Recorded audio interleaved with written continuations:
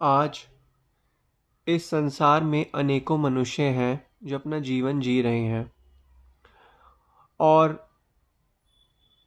सभी लोगों को जो है मरने का जो है डर है।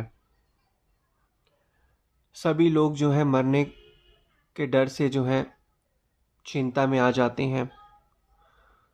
और यदि कोई किसी मनुष्य के सामने मरने की बातें भी करता है तो वह मनुष्य, सामने वाला मनुष्य उसे कहता है कि क्या ऐसी बातें कर रहे हो। यानी सभी मनुष्य को जो है मरने का डर है और इसी कारण ही हर एक मनुष्य जो है इस डर में जीवन व्यतीत कर रहा है। अगर उसके सामने कोई ये कारण बताए या मौत से संबंधित कोई बात करे तो मनुष्य जो है इस डर से भयभीत हो जाता है, क्योंकि मनुष्य जो है हर कोई यही चाहता है कि मैं अपना जीवन जीऊँ और मुझे कभी भी मृत्यु न आए। लेकिन ध्यान से देखा जाए, इस संसार में जो भी आया है उसको एक न एक दिन जाना ही है। और जब वो इस संसार से जाते हैं तो जो लोग हैं, जब किसी को देखते हैं कि इसकी मृत्यु हो गई, तब उन्हें यह एहसास होता है कि हाँ, मृत्यु सच है।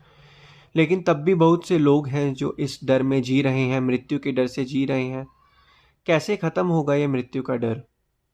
मनुष्य जो है या तो भूतकाल में जीता है या भविष्य में जीता, अपने वर्तमान को वो जी नहीं रहा है। और इस डर के कारण ही बहुत से मनुष्य जो हैं चिंता में आ जाते हैं।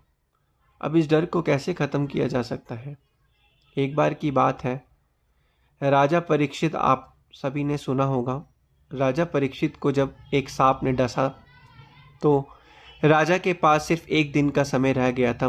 मृत्यु के उपरांत उनके पास एक दिन का समय था, उसके बाद उनकी जो है मृत्यु होने वाली थी। तो ऐसे में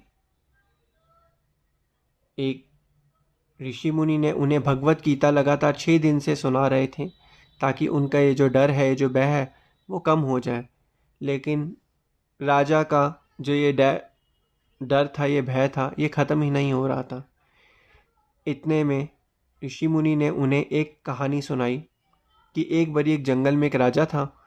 वो शिकार करने गया और शिकार करके जब वापस लौट रहा था तो वो अपने रास्ता जो है भटक गया।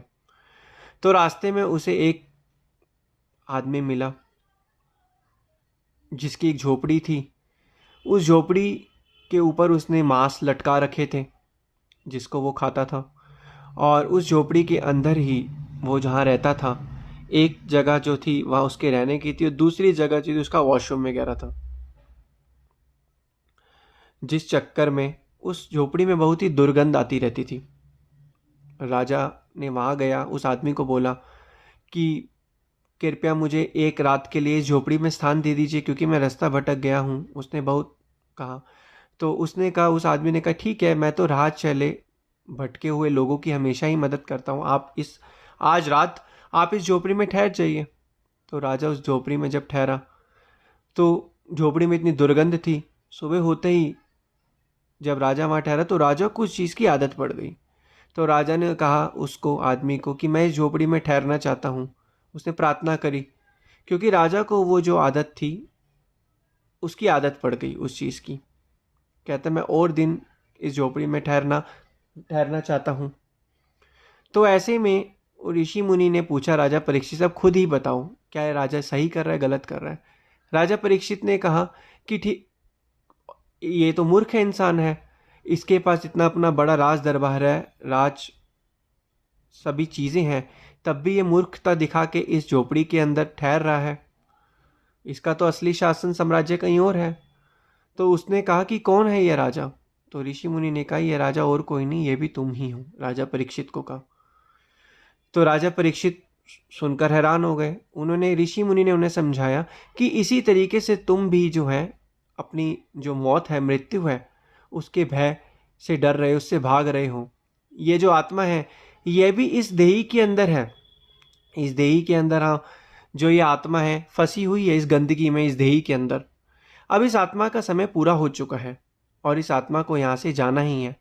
हर एक आत्मा को इस देही को छोड़ के, ये देही दुर्गंधित है, इस देही को छोड़ के जाना ही है। जिस तरीके से राजा को भी अपने साम्राज्य में जाना है, इस आत्मा को भी इस देही को छोड़ के जाना है।